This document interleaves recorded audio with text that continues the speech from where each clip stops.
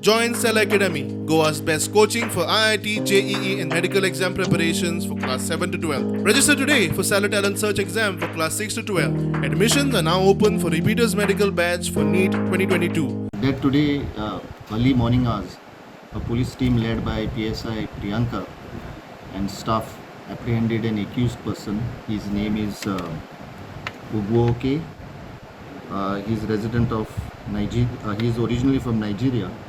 He was in possession of heroin, 213 grams of heroin and 109 grams of MDMA. The total value of these drugs is around 33 lakhs.